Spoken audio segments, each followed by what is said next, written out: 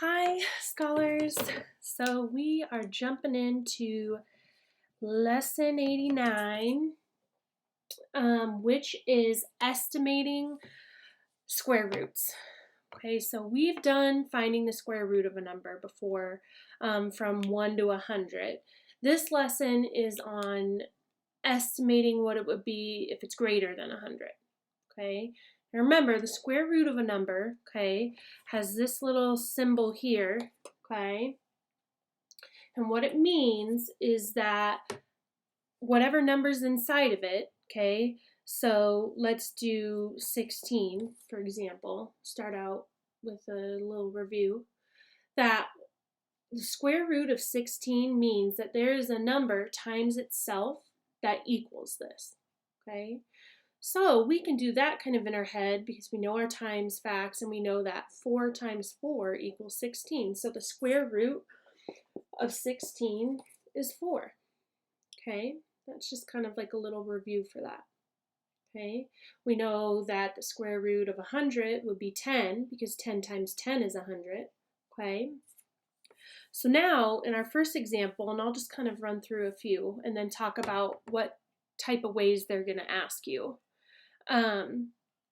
First one's pretty straightforward. So if we've got the square root of 400, okay, what it wants us to do is we can use a few different ways, okay? One of those ways is guess and check, okay? We can use kind of an educated guess to narrow down what we think it might be, okay? And then guess and check a number by multiplying it by itself to see if we're right. So in this case, 400, my educated guess right off the bat is asking myself, well, I know that it has to be greater, the answer to this has to be greater than 10 because 10 times 10 is 100, okay? So I don't have to waste time on any numbers less than that. Next, okay, I know that it has to be less than 100. Okay, the answer can't be 100 because 100 times 100 is 10,000. Okay, so I kind of stop and I look at this number and I notice that because it is 400 and ends in 2 zeros, we like numbers like that. So I ask myself, okay, well, if I just take 4, okay, I know the square root of 4 is 2 because 2 times 2 equals 4. What happens if I add a 0 onto that? 20. Well, now I'm going to guess and check that if I do 20 times 20, I know one of those tricks for hundreds is that in 20 times 20, how many zeros are there total?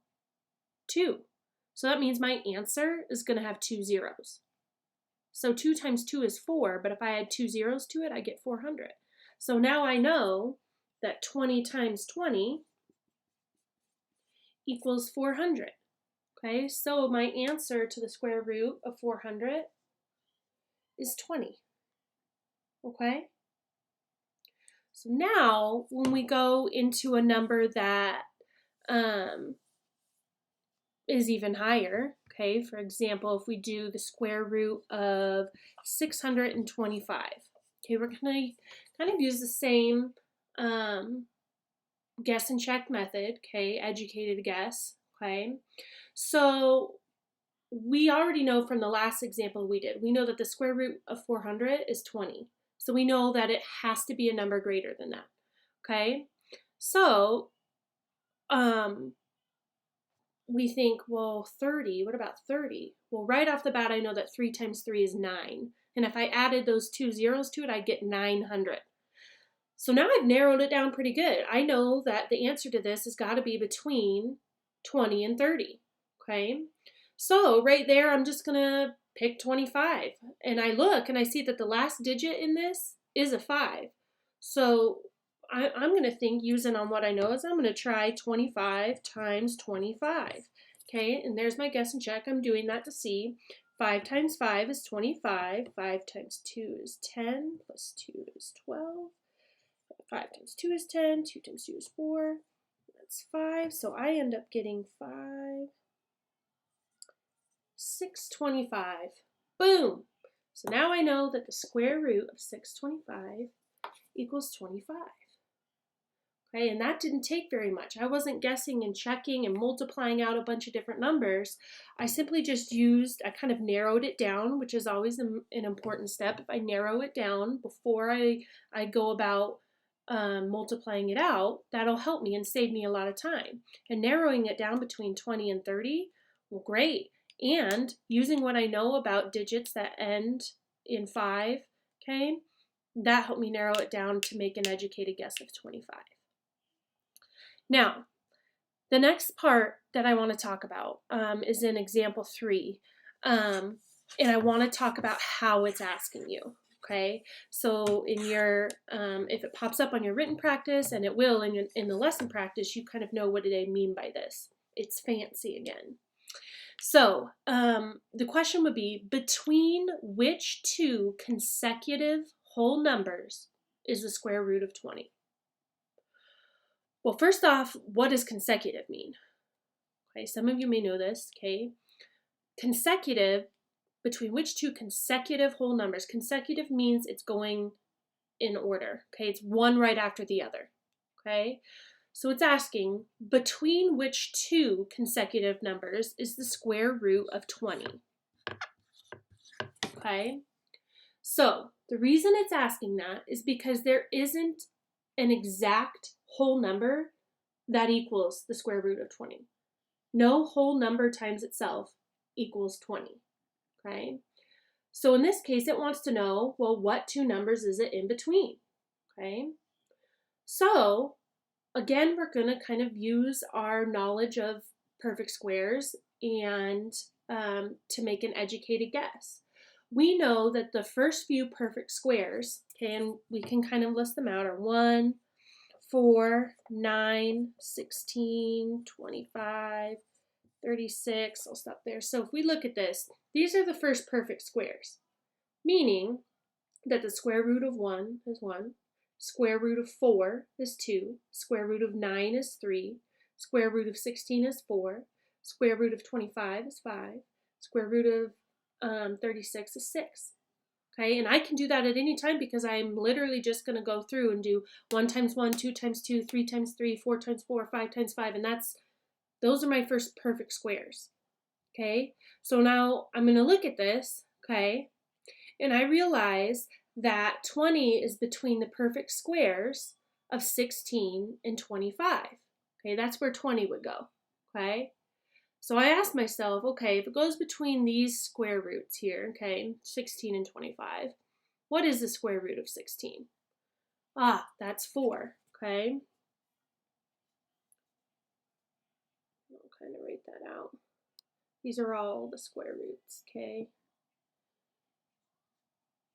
Okay, so those are all the square roots up here, the first square roots, okay? And I know the square root of 16 is 4, and the square root of 20 is 5. So I know that my answer to the square root of 20 is going to be between 4 and 5.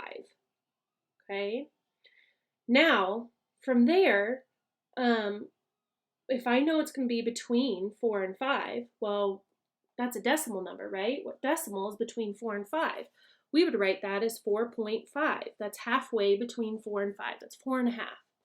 So if I were to do 4.5 times 4.5, I'd get 20.25, which is over the square root of 20. So we know that doesn't perfectly go in it.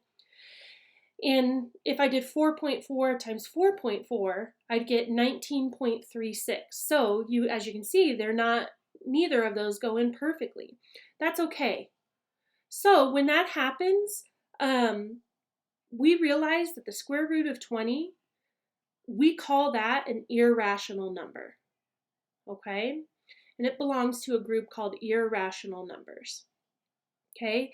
And when we write the square root of an irrational number like that, okay, I'm going to take the decimal that it's closest to, which was 4.5, because 20.25 is closer to 20 than the 19.36 and 4.4. So that means I'm just going to write my answer to the square root of 20 as about 4.5. Now, a lot of times in math, when we want to represent that something is about, meaning that it's not exact, but it's as close as it comes, I kind of write a little squiggly line. Or my equal sign could be squiggly. Okay? Meaning that it means about. So the square root of 20 is about 4.5. Okay?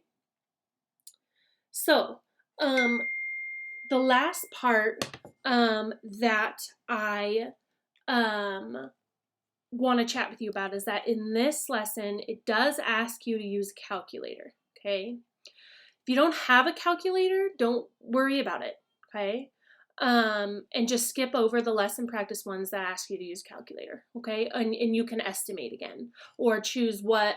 If it's asking you to use a calculator, it's because it's an irrational number and you're going to get a decimal. So in that case, you could skip over. It's just J, K, and L of the lesson practice that asks you to do that. Or you could just say, you can say the decimal, or you can just choose which numbers it comes between. It's up to you, or you can skip it, okay? But if you do have a calculator, you can ask your parents. I just looked on the calculator on my phone, and it does not have it, okay? But if you have a calculator at home, maybe your siblings do, older siblings, there is a square root button on your calculator, okay? And it looks just like the square root symbol, okay? You'd hit that button and then enter the number and then hit equals, okay? And it'll give you the square root, okay? So you can ask your parents if you can borrow a calculator, see if they have one on their phones. If not, it's not too big of a deal, okay?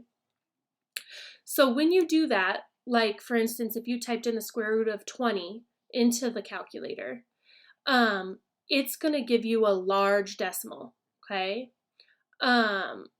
In the actual value of a square root of 20, it has an infinite number of decimal places, but the calculator will approximate it to about 9 decimal places, okay? Which we don't want to write all 9 of those decimal places, so it'll ask you to round it to 2 decimal places. So we would round the really long number. If you type the square root of 20 into the calculator, you get 4.4721359555, huge long number. We want to shorten that to 2 decimal places, okay? So as a little quick review on rounding decimals, okay? So if I'm not going to write out all 9 of the digits, but I am going to write out the first few, okay?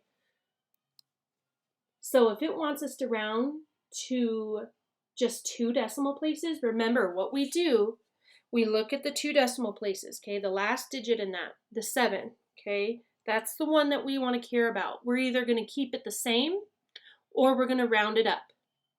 That's the only option. I'm either keeping it the same or rounding it up.